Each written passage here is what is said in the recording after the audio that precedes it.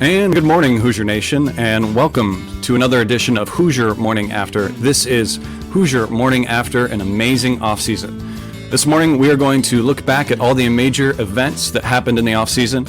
And after a lot of tough post-game shows here on Hoosier Morning After, a look back at some mostly positives is kind of a really nice show to have.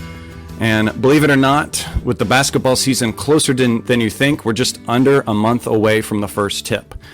You may notice that the show looks a little bit different and that I'm not alone. This is a bit of a test show, bringing others in so that during the season you don't have to just listen to me ramble on. I've got a few people that I'll be bringing in from time to time for post-game shows, so at the expense of not rambling anymore, let's get into our guests who we have. So for the first guest, I have to admit, I tried to get Mark Cuban on. I emailed him asking to come on, and I actually got a reply. He said, "All my attention is on the Mavs. I root hard for IU, but don't know anything about the class at all." Well, since I didn't get that guy who's attached to the media center, I got this guy who's attached to the media center, Galen Clavio. You guys might know him from all of his stuff with Crimson Cast or his barbecue how-tos or even his rants about tailgating chips decorum. Galen, thanks for coming on. How you doing? Just before we get into the past, I want to just kind of get your temperature on how you're feeling about the Hoosier basketball team right now. Hi, thanks for having me. Great to be here. I feel okay right now. It's nice. I will say I'm not as juiced as everybody else is, but it's not because I don't think that the team could be good. I need to see something first to get really fired up, and I think that may be a healthy place for everybody to be emotionally right now, at least for me. But I think it's been a good offseason overall, and I'm excited to see what this team does on the floor this year. Yeah, it's going to be very exciting to see, and I'm where you are. I'm trying to stave back, and there's been a lot of talk recently, a lot of people, expectations. You need to kind of change that with optimism, I think. That's kind of where I stand. Don't expect things, just be optimistic. Change those words in your mind, change those emotions, shift those around and everything. For me, it was extra hard being in the Bahamas and everything, and we'll kind of delve into talking about that. But so going back, obviously the very first kind of timestamp thing where we would bring this back to is the very final game. That happened on March 11th of 2021. IU lost to Rutgers 61-50. The game was played up in Indy. There were boos, there were chants for Fire Archie, everything like that. Obviously, we didn't get fans in there much at all during games, and then this was kind of the first time the fans were in there. Just what were your reactions to that, the end of the season, and then how fans were reacting to that? Where were you in that space and time? Well, it wasn't just the last game. It was the fact that the last game was the last of a 6-game losing streak to close the season. And I just honestly kind of felt like I was in the same spot that I'd been in the previous few seasons. And really, being honest, like even going back further than that, yeah, not every season was ending in losing streaks like that, but it just kind of felt like, gosh, here we are again, and IU is clearly a tier below even the marginal teams that are making into the NCAA tournament. It wasn't just that you lost to Rutgers, it was that, you lost to Rutgers and Rutgers went on and got a 10 seed and won a game in the NCAA tournament. And the feeling from my perspective was this is really feeling like a dead end at this place as far as this program is concerned. And I was, the boos that occurred, I don't get too wound up about things that crowds do. Crowds do strange things, things that maybe we would regret as individuals, but there's a kind of a power of collective action. It's like there was something happened in one of the college football games yesterday where Penn State players kept getting injured and Iowa fans kept getting angry because it was stopping the flow of the offense. And, I kind of felt the same then as I did with IU fans booing Archie. That was the first time that IU fans had really had a chance to see that team in person at all. And it's still a passionate fan base. It's still a fan base that has expectations. And, you never like to see your coach getting booed on a national stage like that. But I think the level of frustration was just so palpable with this fan base at that time period that I wasn't surprised that it happened. And so I didn't think it was going to lead to anything. And I certainly thought, well, here we are, and this is just how it is. But this was a weird year. It was a pandemic year. You know, you had a shortened schedule. It was a rough set of circumstances for everybody involved.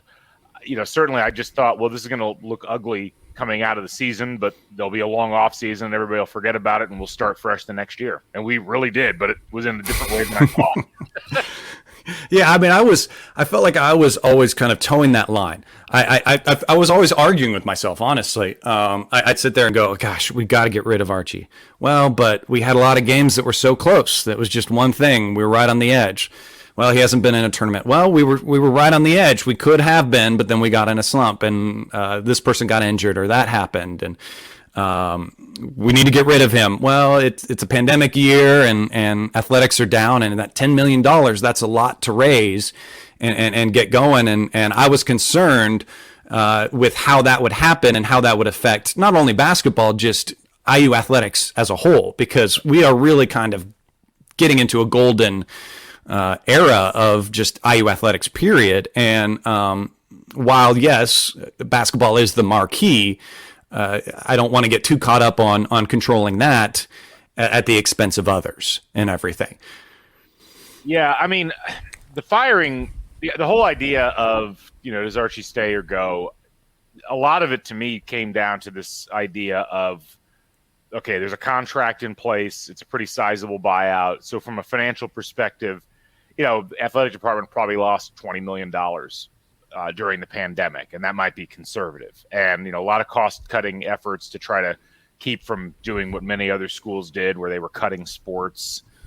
And I figured, all things considered, IU athletics is going to look at this and say, look, financially this doesn't make sense.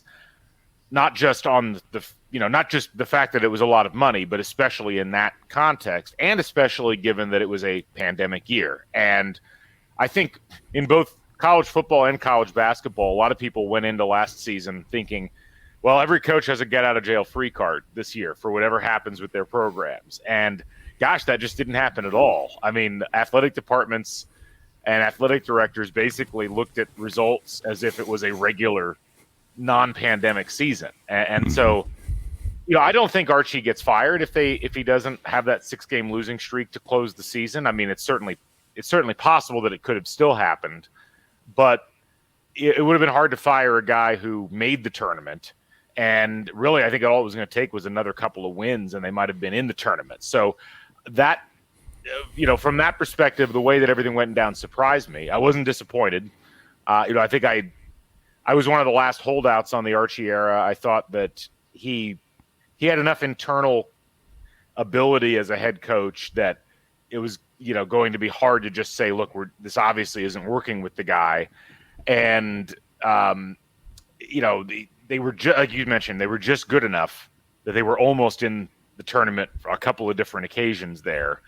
But hey, look, IU with a level of decisiveness that we don't normally see out of them, I think historically when it comes to firing coaches, it always felt like they kind of would wait a year too long to do those sorts of things. So that's why I was surprised that it ended up happening this time. Yeah. Well, and then speaking with the money, then Scott Dolson obviously surprises us and says that he raised the $10 million to buy out his contract. 2 donors. Galen, if you want to go ahead and out yourself here on this podcast, you can say that you were one of the donors. That's fine. We'll let that announcement fly on this. But you're doing great, let me tell you. So thank you for that, Galen. But he in that announces that he's not going to use a search committee. He's going to do it himself. Dolson wants someone both that embraces IU's tradition, but also has a vision for the future and a playing style that's attractive to recruits.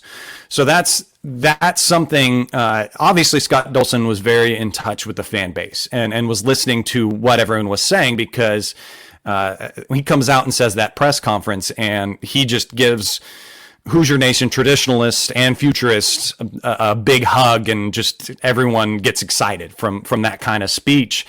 And no search committee. Obviously, you can take that either way. but just says that he's getting to work, and the next time you see him, he's going to have a coach for you. So I know that's when Crimson Cast kicked into gear, and you became a very, very, very busy man. But how shocked were you when Scott came out and said he found that money, and that the firing happened on March 15th, that quickly, even 4 days after that final game? What was your reaction to all that just kind of coming in? Well, I was a little surprised about them finding the money, just because, again, pandemic and just the economic situation in general didn't seem like they'd be able to externally raise that level of funding. Not because it wasn't just the money to buy Archie out; it was also going to be the money to pay the next coach. So it's a pretty significant chunk of change. The timing of everything, I was a little bit surprised by. I figured if they were going to make a change, it was going to be relatively early in the proceedings, maybe a day or two after the season ended, not 4 days after the season ended. But the fact that they made the change, I think a lot of it was less about finding the money, because I think that was likely there already, and I think more of it was about, all right, what direction are we going to go with this, and do we feel like we have a good chance with whoever our top candidates are?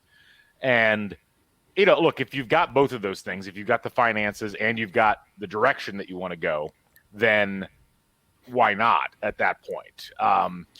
As far as what my thought process was in terms of, hey, they actually fired Archie, it was more just like, wow, all right, this is a different IU than we'd gotten used to in the previous decade. And that's not a criticism of Fred Glass. I think that Fred Glass just tended to work in a slightly different way. But I think Scott Dolson, being a new athletic director and just being a guy that's been around IU sports and IU basketball in particular now for almost 40 years, he's a guy that had his own conceptualization of what he wanted in the coach and what he wanted with the program. And I think you're better off as an athletic director if you have the money at your disposal to make the changes you think are necessary to send the program going in your direction. Because the longer you wait, the more you end up with a situation where somebody else's mess becomes your mess. And so from that perspective, it did make a lot of sense as long as the money was there. Mm-hmm. Mm-hmm. Yeah, it's interesting. I liked his vibrato that he had. I liked his excitement, and his dedication to the program was evident. And it was just kind of, then here we go. Here we go. What are we going to do? Who are we going to find? And it's a tinge of excitement at the beginning. Obviously, you hear different rumors about who IU's looking at. The rumor mill began. I've got a source. He's got a source. So I really kind of think, looking back now, when we discussed who the next coach was going to be, it kind of falls in kind of four categories. And one would be kind of the up and coming coaches, kind of what Archie's hire kind of was. You got Chris Beard, Porter Moser, Eric Musselman, Mark Few, those kind of things that came around. Then you had ex-players. People always bring up Steve Alford. You always get that. Mike Lewis. That was one that I was kind of on the train for, to be honest. Calbert, Dane Fife, Woodson was even in the discussion there. Then you had the veterans: Thad Matta, John Beeline, Rick Pitino. Those you kind of get questioned about their age and stuff, which is interesting because we kind of married two of them. And then you had the chosen one. We had Brad Stevens, and we got towed around quite a bit on that one. Our emotions up and down. Did we think he was going to be the one? There's rumors that he's doing this. There's rumors that he's doing that. And he actually had to let us down twice in comments, which was pretty crazy and shows how desperate we were for that.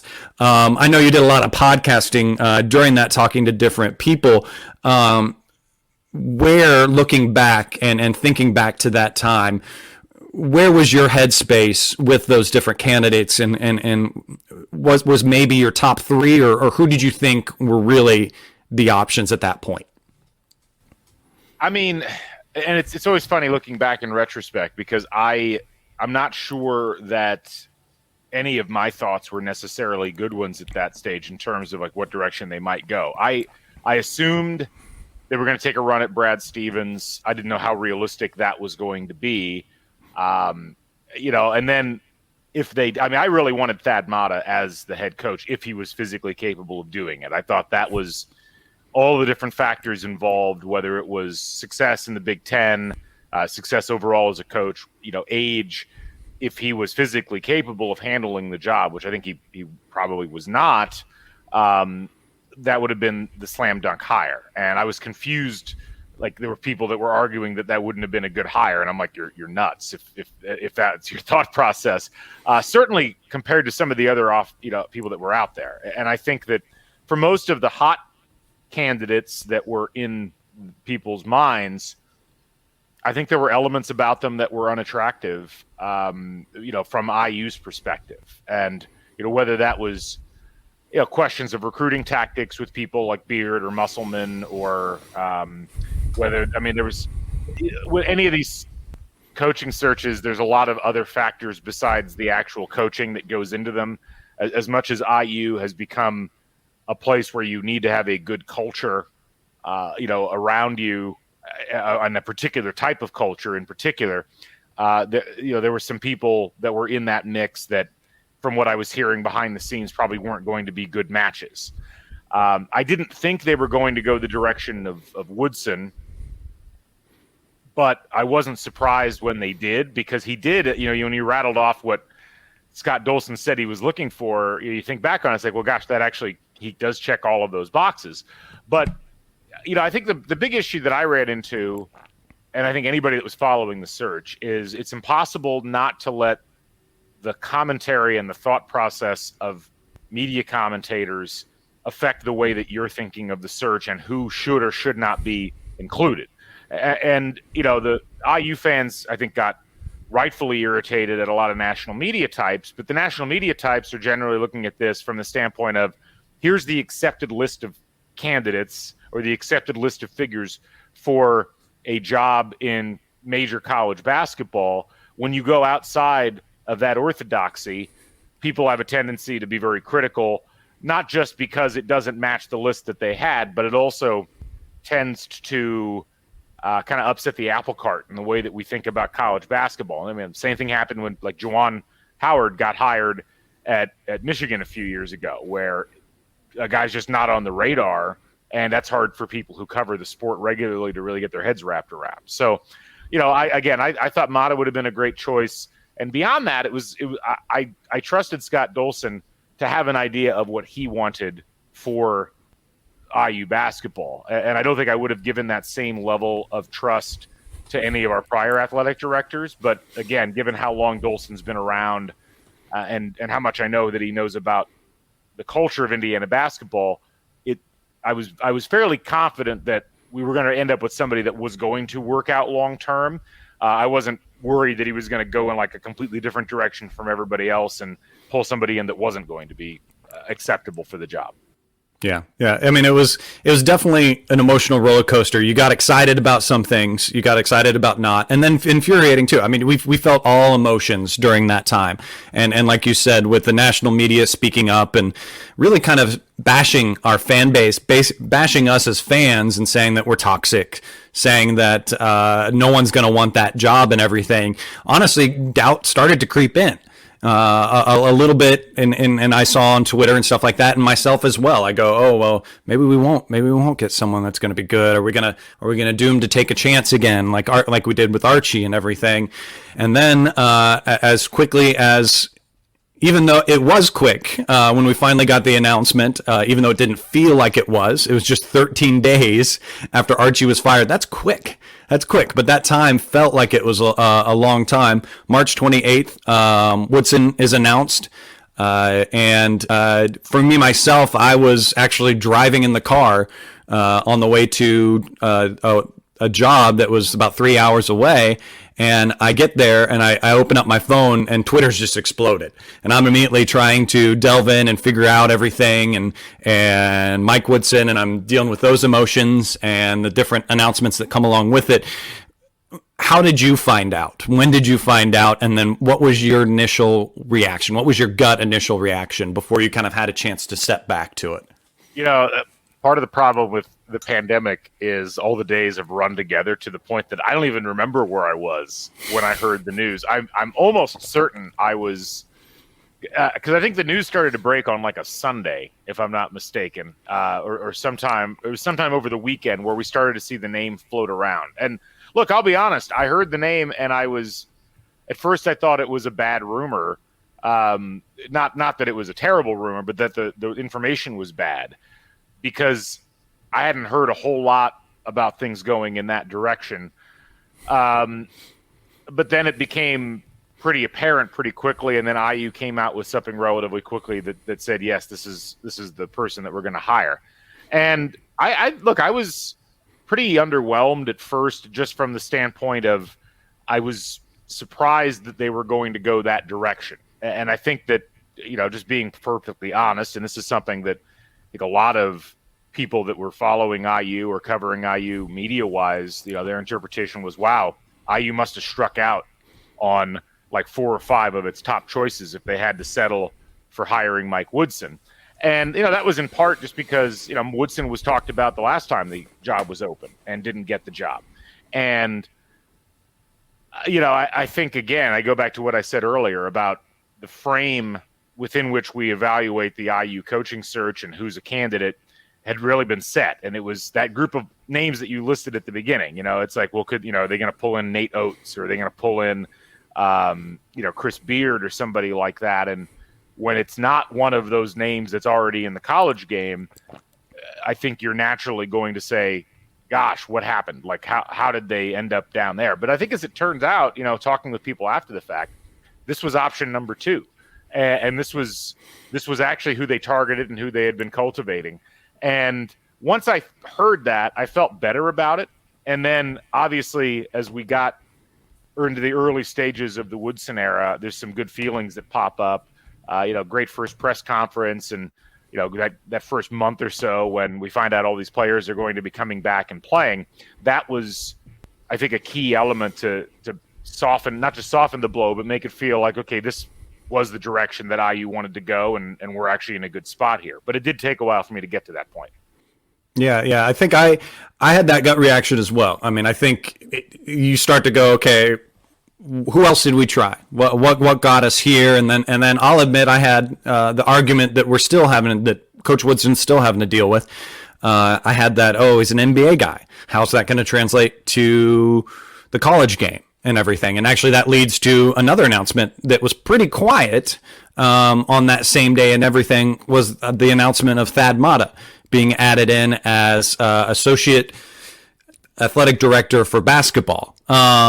So that quickly made me excited. Honestly, when I saw that Thad thing, I was like, okay, that's the perfect marriage. As you said, he was your number one choice if his health was in a good place. And here he has a position that he can be involved in college basketball and allow his health, be mindful of his health, I should say, and just be an advisor in that sense. And so thinking of those two, like a two-headed beast was created that day, honestly, for IU basketball. How did you react as well to then hearing Thad was going to be added with him?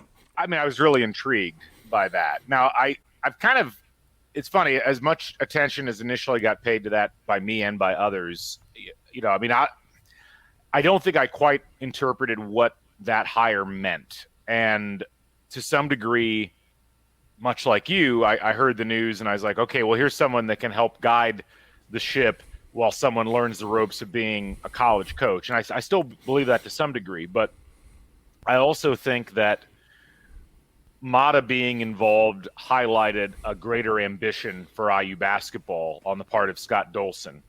And we'll see how it works, but I think it's a really ingenious approach, which is this idea of, IU basketball needs to stop just being treated like a door in the hallway of IU sports, and instead it almost needs an administrative structure around it. The business has changed, especially with what we've seen with name, image, and likeness and all of these other things going on with the changing model of college athletics, to have people in almost executive roles helping out with the administrative duties and the other things behind the scenes, and maybe even a little bit of actual coaching with one of the recent NCAA rules. That was smart. And, I think that a lot of what we interpreted with the Mata news early, people thought he was being considered for coach. I think this was ultimately what his interest was. It's like, how do I get involved in the game, but in a way where I'm not the lead person? I can just assist with something. I can do something behind the scenes. And so, as this whole thing has fleshed out, I think that as I go back and look at the sequence of events that happened in March and early April, I say to myself, well, okay, there was definitely a plan of action here. And there was something that Scott Dolson had a vision for, and the rest of the athletic department had a vision for. And I don't think anybody knows how it's going to work, but they certainly got the right people, people with a lot of experience, people with a lot of demonstrated skill in these roles. And that is exciting. And I think that's the thing I've probably gotten more and more excited about, is that there's a level of not just professionalism, but oh,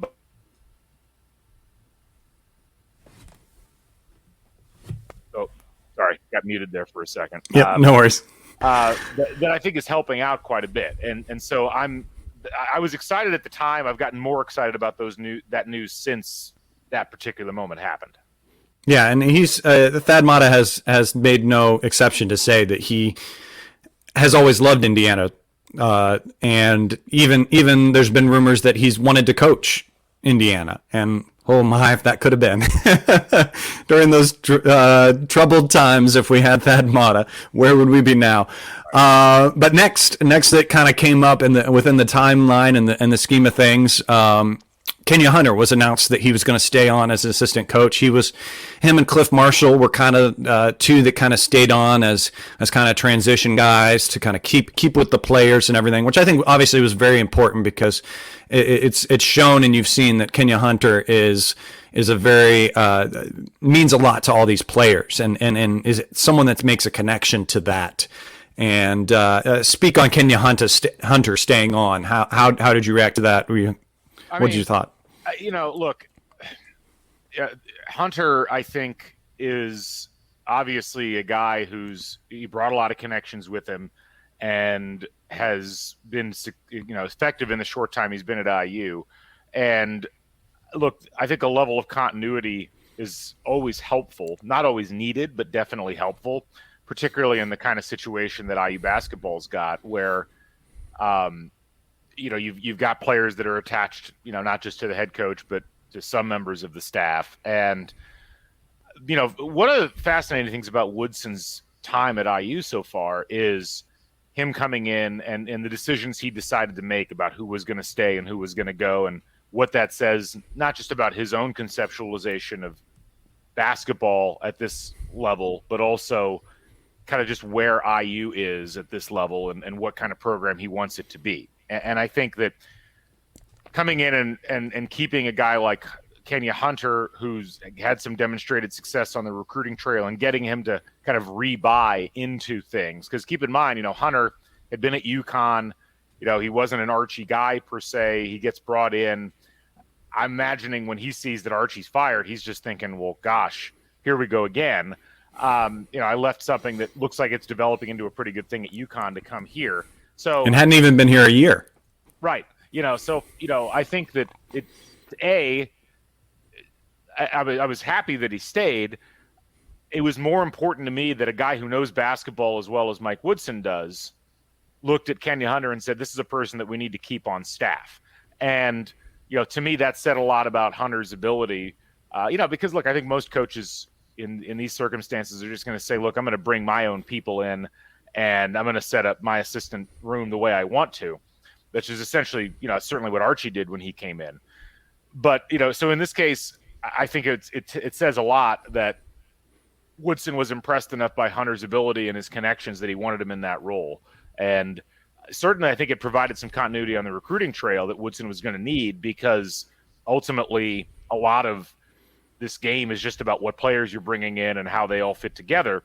And it's been nice to see the fruits of that kind of yield over the course of the spring and the summer and even the early fall. So I think it was a good decision all the way around.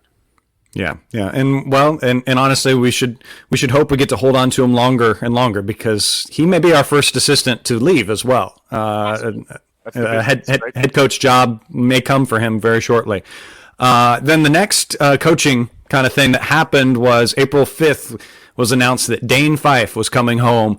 Now, I was always wanting when Woodson was hired, then it was obviously who our assistant's going to be, and we were all kind of making our dream wish of who would come back and everything. And I did want a player kind of from that era. We have a lot that are assistants. Mike Lewis, who we kind of talked about possibly even coming back as head coach in that sense. So I wanted kind of him. First, sorry, Dane, if you're listening to this, you do listen to stuff and you'll give me crap for this. But I was looking for Mike at first, and then Dane was announced, and I go, yes, you know what? I like that. Because anyone that's listened to me on this show or Assembly Call knows that I want that bulldog player. That's someone that I felt has been missing from an IU team in the past couple of years. That guy that if you're playing against him, the other team can't stand that guy.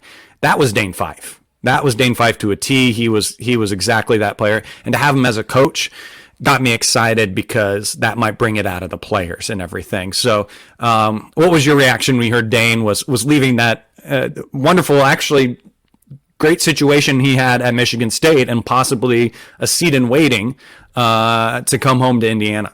I mean, look, I thought it was a cool bit of news, and I was excited, because I do think that there have been, certain things within IU basketball that have caused the program to feel very distant from the past. And, even having like Mike Roberts on staff, while, I like Mike and I knew Mike in grad school, for a lot of IU fans, they remembered the name and a little bit of him playing, but it wasn't like, hey, we've got, a prominent former player on the coaching staff.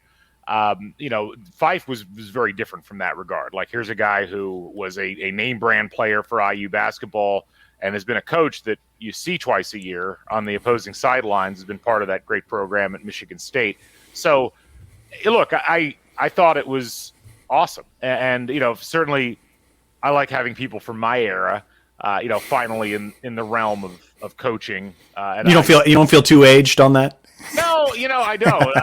I'll feel aged when people like that were, students of mine are coaching IU basketball. But I think we're still another decade or so away from that, fortunately. But no, it was neat to see. And I think it was an interesting move for Dane because I don't know what Dane's long-term ambitions are. I'm assuming it's to be a head coach at a place like IU or a place like Michigan State. And I think that it was time for him to move to a slightly higher echelon of things. I mean, I don't think he was the coach in waiting at Michigan State or anything like that. And I guess to me, it was another bit of validation for the Woodson project and the hire that Dolson have put together, because I think if a guy like Dane Fife, who could kind of have his pick of where to go or where to stay, decided that he wanted to come back and actively be a part of what Woodson was doing, that told me that there was something good going on behind the scenes. Because I don't think that Fife is going to leave Michigan State to go to something that has the potential to turn into a dumpster fire or anything like that. And so that was good to see. And, look, I mean, a lot of people were also interested in Lewis coming. I think that this is where it's probably some smart construction of the staff if you're Woodson, because you don't want to overload the staff with one type of person. You want to have a nice variety of coaches with a variety of backgrounds working for you. And I think Fife is very helpful as someone who is old enough to be a respected member of the coaching fraternity, who's had 20 years of experience under his belt, essentially, a little less than that, and is going to command respect from the players, but is also young enough that, he's 17, 18 years younger than Woodson is. He can act as a translator for some of the players about what Woodson is asking for and try to get it into whatever the parlance of the current generation happens to be. So it's a, good hire, right in the right age bracket, like, 40 to 45, the type of person who's got the institutional memory of IU basketball, like right at the end of the last major era, that you want to have talking to players about trying to start the next major era. Well, you did a great transition there. Then, speaking of youth and relating to the players in the young age, then April 14th, we had the final assistant announced. Yasir Roseman was announced, and his youth and everything. Obviously, that checks off that box. We even saw that in Hoosier Hysteria, him coming out doing his little strut and everything like that, and the players were loving that, and that was tweeted out and liked by recruits and the like. And the caution, though, that came out first off with him, because his name is in some FBI stuff. And how did you react to that when you heard that hire? And did you know of him before, or did you do like a lot of us? I mean, like I do as well. I mean, I was guilty of this as well. I did not know the name. Went to Google, started to dig and search what I can, and those things came up, and you kind of have PTSD kind of situation. All these different allegations and stuff that have come around. Did that concern you at all at first, maybe? And then did you stave that back, or what was your thoughts when he was announced? I wasn't really concerned. I mean, a lot of people were. Some people, I think, the concern was masking disappointment that somebody else wasn't named to that assistant role. And so a lot of the mock outrage or actual outrage was actually just irritation dressed up as that. But look, two things. Yeah, he was in the FBI report, but he was not playing the role of Bruce Pearl in the FBI report. Like, he wasn't Book Richardson or the Arizona staff. Like there was a definite distinction. I think there were tiers of people who you might be concerned about. I didn't really feel like. I think a lot of the stuff in the FBI report, we could do a whole podcast about that FBI report. The sheer lack of action on that. I mean, that document's kind of become like a scarlet letter for a lot of people without a lot of actual action. And so in the world of college basketball as we know it today, I thought what was in there was relatively mild. And I think the broader point, though, for me is that if this was a different coach, different head coach, different athletic director, I might be more concerned. But I just wasn't in this case. And I feel like there's a pretty solid knowledge about, okay, within IU circles, there's a certain way that things get done. There's a certain way that you interact at the highest levels of recruiting. And I think they're hiring people with that idea in mind. And so you got Mike Woodson, who's got a very particular image of what IU basketball is. You've got Scott Dolson, who's got a very particular image of IU basketball, as they all would have signed off on this hire. I feel like I'm in a position where I can trust those folks to make the right hires. And no one in major college athletics wants to go out and put themselves in a position where they're going to be needlessly endangered by hiring somebody. And I never felt like the furor around Roseman getting hired was necessarily that deserved. So it didn't really measure with me one way or the other. I thought, okay, this sounds good. This guy sounds like an intriguing young coach. Let's just roll with it and see what happens. Well, and then transitioning to another theme with a coach getting fired, obviously what comes from that in an unusual situation is players are going to enter the portal, especially now with what we had in the COVID year and guys getting an exception and being able to play right away, the new portal rules and everything. And I had a fair amount of guys in there. Parker Stewart was in there, Trace Jackson Davis, Christian Lander, Jordan Geronimo, Race Thompson, Armand Franklin, Al Durham, Joey Brunk. So we had a lot of guys in there. Early on, we had a few guys that kind of announced and said that I'm staying with the program, and Trey Galloway and Anthony Leal, even before the new coach was announced. Parker Stewart was the first one to kind of announce that he was coming back on March 31st. And it's interesting. I in my mind, Trace Jackson Davis was the first, because that's kind of the story. You think he was the first, and then that kind of waterfalled everyone else. But Parker Stewart was the first one. And that date actually lines up with Kenya Hunter announcing that he was staying on. So right there, that kind of shows that, and Kenya Hunter was the one that was instrumental in getting Parker Stewart to come. So obviously there's a marriage there. And once he knew that Kenya was going to stay there, he was comfortable with staying with the program. But obviously the marquee situation of coming back was Trace Jackson Davis. And such a great story behind that too. And honestly, I felt like this whole process has changed Trace Jackson Davis in that the press conference about him coming back and anything he's done after that, he's more open. He's not shielded in the way. He's a more honest guy. He's open with himself and everything. And he said in that story that he sat down with him. He was pretty sold on it. But he wanted to have his parents in. His parents came. They talked to Coach Woodson. And then he talked to his dad for a couple minutes. And his dad basically just said, yeah, you're staying. So that kind of created the waterfall. Christian and Jordan then stay. Race announces that he's going to stay. But then we lose a few. Armand Franklin heads to Virginia. Al Durham heads to Providence. And Joey Brunk to Ohio State. So talk to me about your impressions about the portal, guys getting into it, and then just kind of how all of that fell through. Yeah, I mean, it was always going to be interesting to see what the roster looked like. Because, the one thing I didn't mention about Archie getting fired was that if there was one big underlying factor that I thought would keep him from getting fired, it was that the team was relatively young. And most of those guys were going to come back, it looked like. At least they had eligibility to come back the next year. Now, I don't know how many of them would have actually come back, because it certainly seems like the overall psychology of the program was at a pretty low ebb by the end of the season. So you could have seen all those transfers happening anyway. But I felt like, well, gosh, this roster is pretty complete. And if everybody sticks around, then the good year, the year they get back to the tournament, would probably be the next year. For Woodson to come in and have a very different style of basketball, which I think we've already seen to some degree in the Bahamas and just with the general reports of how they're going to play, it's not a guarantee that you're going to have just a like for like where players are going to want to go into that new system. And so I figured there would be some attrition. As you mentioned, I think many of the key players were, I think have stuck around. And I think that that's a good thing.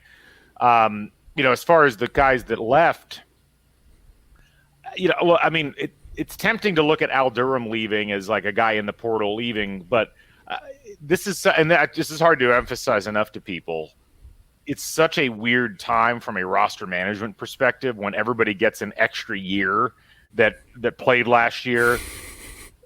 You're planning on not having Al Durham, back. You're planning on not having Joey Brunk back, and suddenly it's like, well, they're back, or are they? And so I think that there was going to be a lot of movement on that front, regardless. I mean, I guess the one real surprise was Armand Franklin, but again, I think a lot of times, we try as fans to take every piece and fit them into the puzzle, even if there's only space for like 10 pieces. We try to jam all 12 or 13 pieces in, and even pieces that supposedly are good enough and like should fit in the puzzle, they just don't. And so, look, I don't know what the long-term ramifications are. Armand Franklin could turn out to be like an all-ACC guard or something like that at Virginia down the line. But I don't think there was any question that particular piece hadn't fit as well, at least offensively, as we hoped.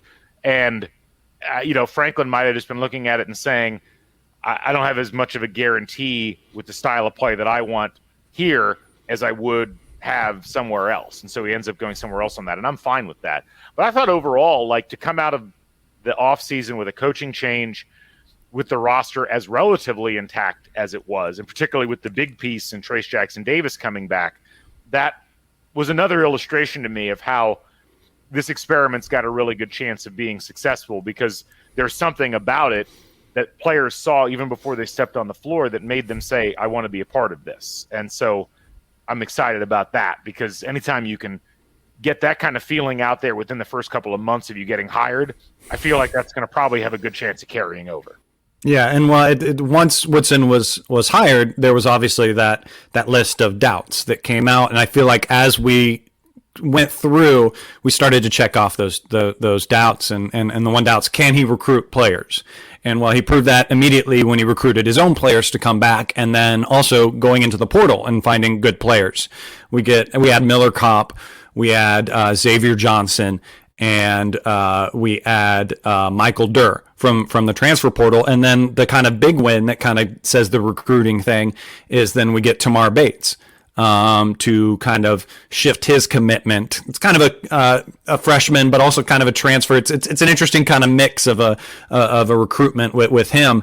And those are great pieces. And I've always thought that this team, even last year, had the right pieces to possibly succeed. There were just the wrong injuries, the wrong mindset in the sense of Rob, to kind of get past a hump. Well, then you add pieces like Miller Kopp and Xavier Johnson and Michael Durr, because how many times last year did we say if we just had Joey Brunk in there, we would have been better? And you add Michael Durr, someone that might can fill that void as he leaves. Adding those transfers, what was your reaction when all that stuff happened? I was just really interested. I mean, it's funny, the butterfly effect. A lot of people wanted Chris Beard as head coach, and not getting Chris Beard as head coach meant we got Tamar Bates ultimately. Because, I mean, it's just like, it's funny to me how all of that stuff pieces together sometimes. But look, I mean, Bates was as good of a recruit as Archie Miller ever pulled in. And even though he doesn't technically count as a recruit, I think he does to some degree, because it's a different landscape. I mean, so much of what we think about with college basketball in particular, what we think about recruiting and pulling players in, it's really out the window at this point. I mean, with the portal, with the pandemic, with the way that players are able to move, you're reselling your program to your players every year, but you're also going out and selling players that aren't there that would be good enough that they might be able to come. And so it's I said this early on when these transfers started to happen. It's like, Woodson might be the best choice that you could make, because here's a guy who's had to deal with NBA free agency his whole career as a head coach. And the idea that you may have a player for a year and then they're gone, or you may, essentially have to trade a player for another player and then figure out, not just how to pull those sorts of moves off, but also how to fit those players on the fly into your system. And it's really interesting watching that transpire, because I still have no clue how all of these pieces fit together. I still have no clue, like, who's starting at the guard positions. And, we feel confident Trace Jackson-Davis is going to be out there, but the rest of the players, you could throw any lineup out there, picking from about 10 players, and I wouldn't be shocked. So it's hard to get your head wrapped around it, I think, from the standpoint that you look at the players that are going to be on the floor for IU, and we only know a certain amount about most of them. And, so like, we don't know that much about Bates and what he's going to look like, or Johnson and what he's going to look like, or Kopp and how he's actually going to play. And so it's a big mystery, and I can't really fully answer what I think of the transfer moves until about halfway through the season and really see how these players bake in and work with each other. But I like what I see on the cards. I like the surface level stuff. I like the ingredients. I'm just curious to see what kind of recipe it ends up baking. Yep. So moving on to that, then we talk about recruiting transfers and everything like that. And then we have a recruiting class that's still growing, might have one more, hopefully has one more that's going to be added. We can cross our fingers in that. But CJ Gunn obviously committed to the previous staff, and then says that he's going to stay on. We grabbed Caleb Banks, a power forward, nationally ranked 82nd. In the national rankings, and then for his position 15th. And then the big one, Jalen Hood-Schifino. We get him. He's a combo guard. He's nationally 20th in his position, 4th.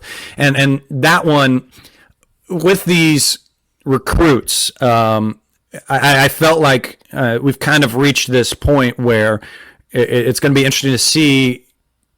I feel like it's going to be a snowball effect. I think late recruits are going to be a big factor for him, because I think they're buying Woodson. They're buying the program. They're just not buying or knowing what's on the court yet. And I feel like that might be holding back some of the bigger recruits from fully committing to IU. And it's very interesting, the timing wise. Hood Schifino announces his not long after the Bahamas. So was that IU showing him some tape from the Bahamas, letting him see how he's going to play and what the team's going to be on the court? And then that was like, okay, that's enough. That's the tipping point. I'm going to IU. Could be, but shaping up to be a good class. Hopefully we can add Noah to that. But your thoughts on the recruiting class so far, and then just overall the recruiting job that this staff is going to be able to do. I mean, on paper, it's a really good class, and I've become gun shy about going much further than that, because that first Archie class looked really good on paper, and man, that did not pan out in a variety of ways. And look, so much of the issue, I think, in the Archie era, and frankly in the last several years of the Crean era, was pieces that didn't fit well together, or pieces that had trouble executing in game action in the same way that they executed as individuals on the AAU circuit or at the high school level. And so, look, I think all of the names so far, either the ones that are currently committed or are being talked about, do point to IU at least being a bit of a player on the national stage in terms of nabbing 4 stars and getting guys that are at a high enough base level of athleticism and execution that they'll be able to grow into really good college players. But I also really am of the mindset that, so much of IU's issues on the recruiting trail are just that it's not that special of a program to the average recruit these days. It's certainly whatever advantages IU might have had 20 years ago in terms of people wanting to go there because of past glories, that's gone. And I mean, even in the Big Ten, if you're looking at recent success, like, you could make a better case for going to Ohio State or Iowa or places like that. So for IU to pull those sorts of recruits, you have to be able to sell them on a vision at this point, because that's all you've got. You start making the tournament consistently, now you can sell them on vision plus success. And so with what IU and with what Woodson has to deal with right now, I think it's a good class. It's got to be a starting point, though, because ultimately, as much as IU fans, we fall in love with every player that puts on the uniform for the most part, and we talk ourselves into them being better in many cases than they actually are. We don't tend to look at things objectively. The reality is IU has not had a sufficient number of high-level basketball players over the course of the last several years to compete at the level that the program's ambitions claim to be at.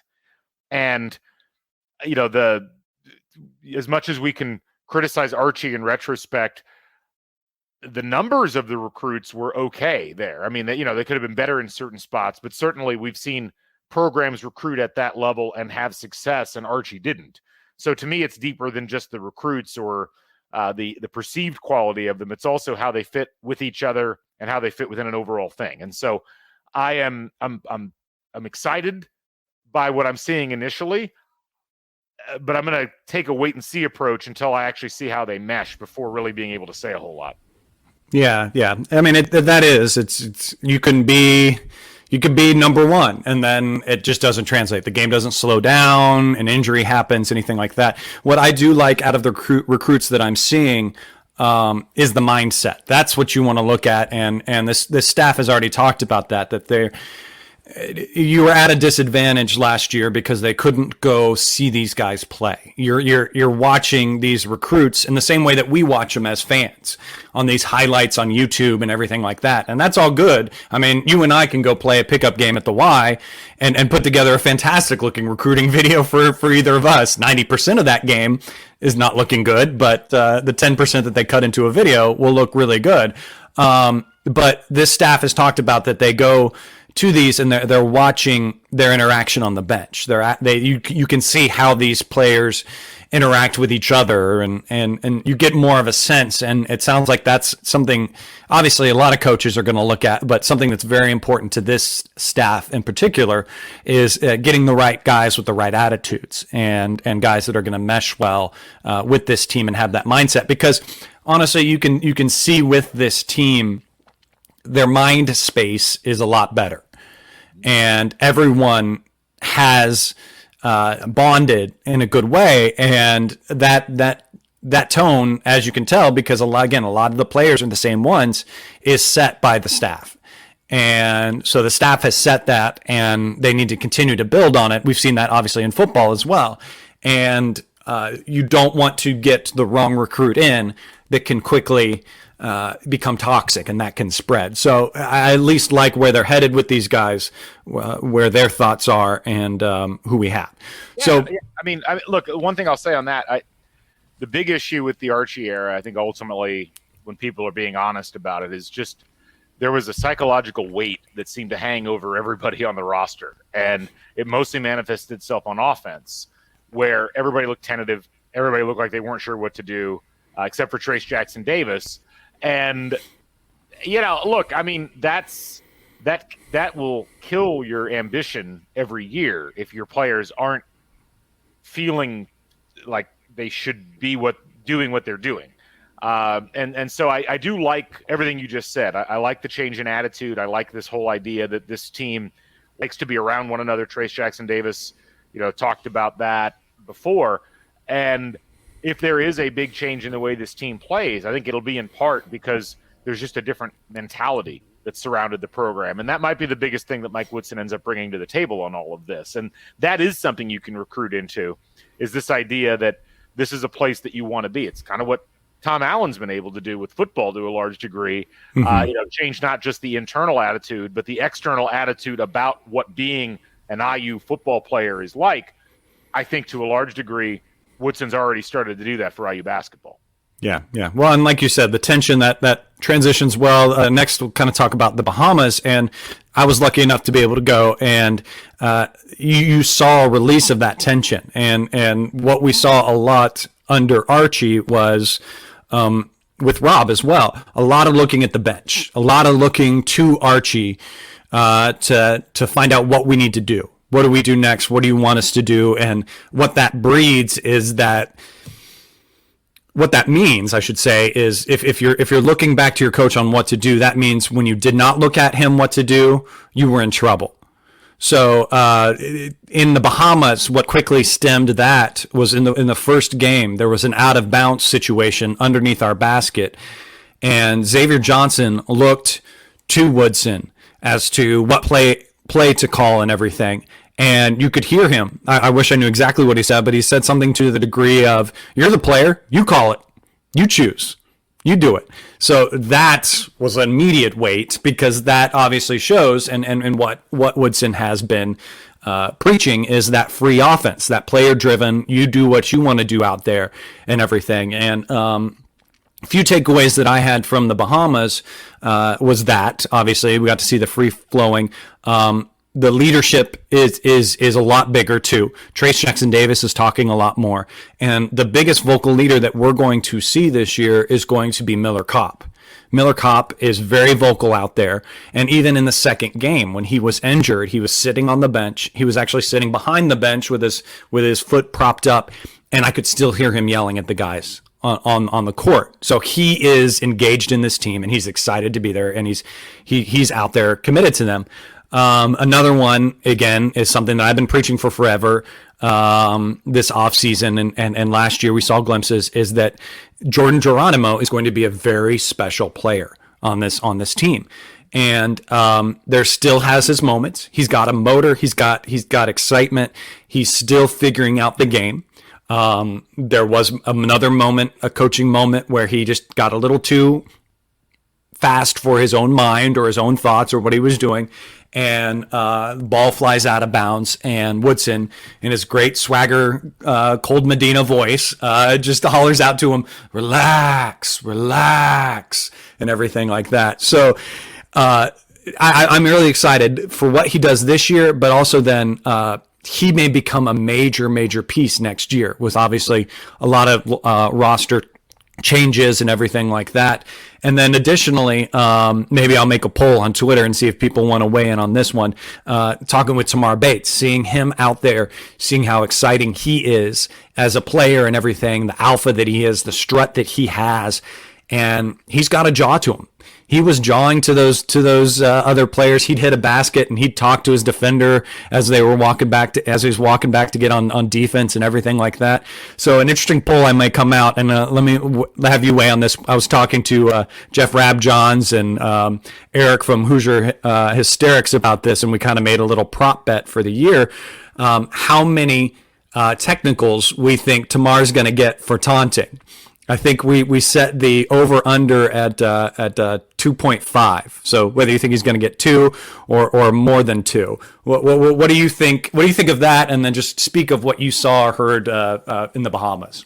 Well, I mean, to answer the poll question first, I'll take the over, not because I think that that he's necessarily going to be pushing the issue on that, but anytime you have a slight rules change or anything where we start emphasizing something, officials go nuts on it because they want to demonstrate that they can call that. And then now it becomes, there's like this undercurrent in college sports right now of like, showing these college kids who's boss and like that there's still an authority structure, whether you're an official or a coach or whatever. So yeah, I'll take the over on that. I mean, look, the Bahamas thing is interesting. I was upset I didn't get a chance to go in person, but I got a chance to watch some footage. I mean, I certainly think that there's enough there that you could look at it and say this team is of a different mindset than they were before. And there are certainly going to be some personalities and some talent emerging on this roster that just, they haven't been front and center. And to some degree, it's funny. I think that the last few years, really, you might say the entire Archie era, it felt like we were waiting for somebody to step up and take center stage on the floor rather than just being this expression of what Archie's personality was. And Archie's personality was pretty boring.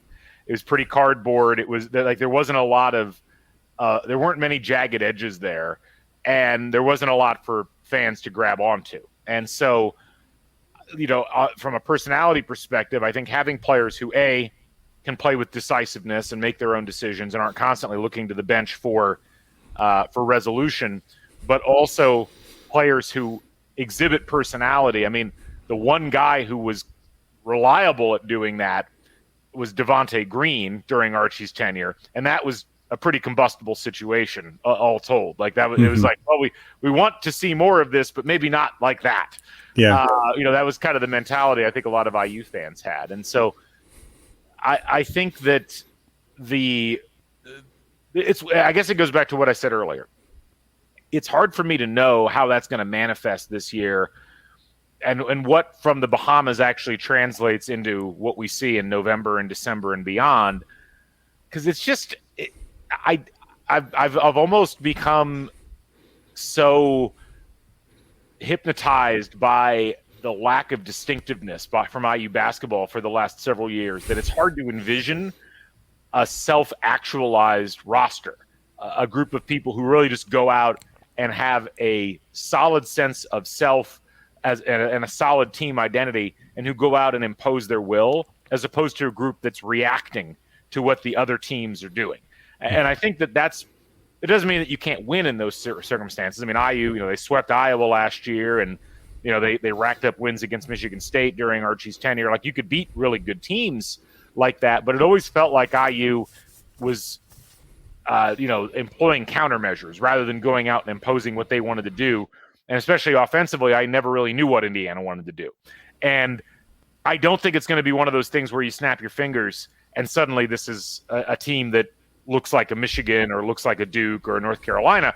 But I do think that they're starting to get down that path once again. And that's going to be the big test for Mike Woodson and the players that are there. Can you forge an identity that you can live off of game after game, week after week throughout the course of a season? And so I'm excited about what I've seen to start with.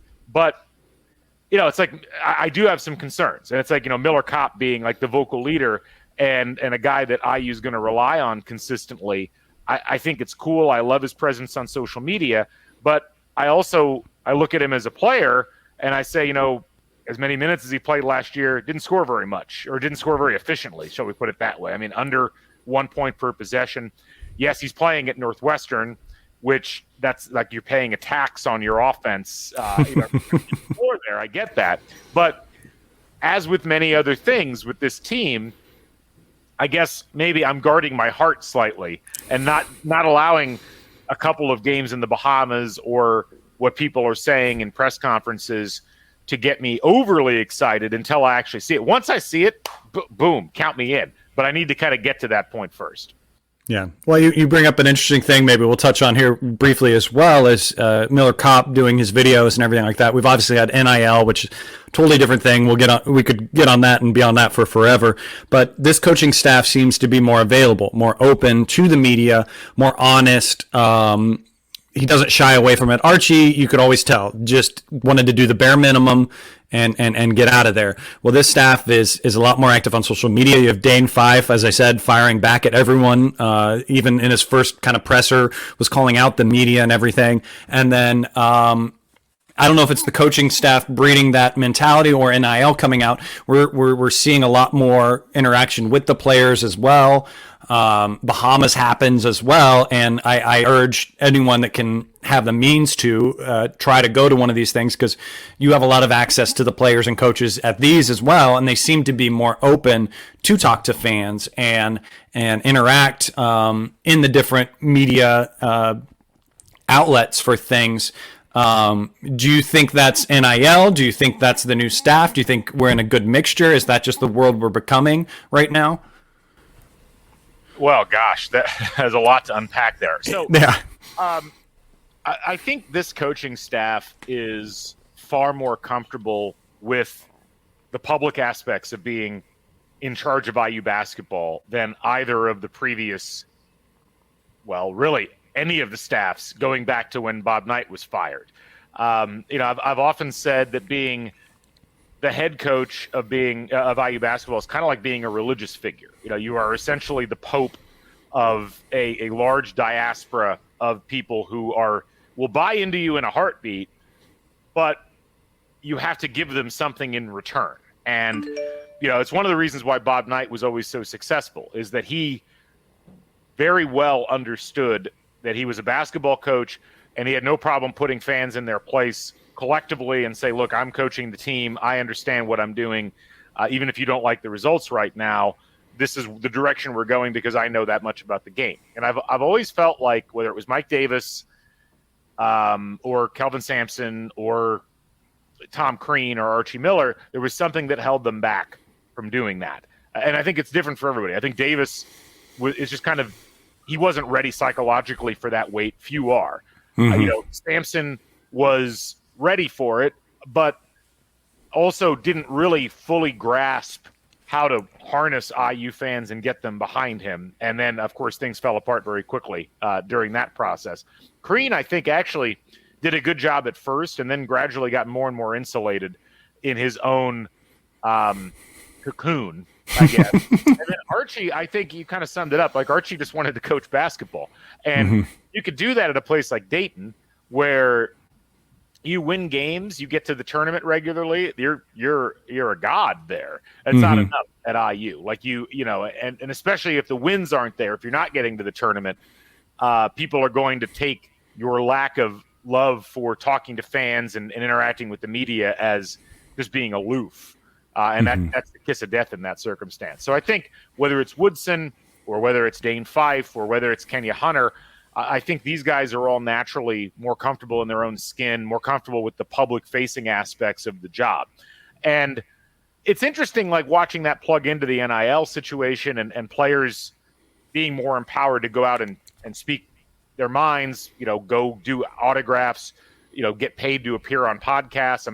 I'm surprised you started with me. You could have easily just dropped $20 for somebody. They probably would have come on, maybe not at 8 a.m. on a Sunday, but I do think that you have to have coaches now who are self-confident enough that when their players go out and talk, they're not threatened by it, or they don't feel like that's negatively imposing something on their program. I mean, there was that thing that happened yesterday where Oklahoma comes back and wins over Texas in the Red River Shootout, and Lincoln Riley won't let his young quarterback go talk to the media.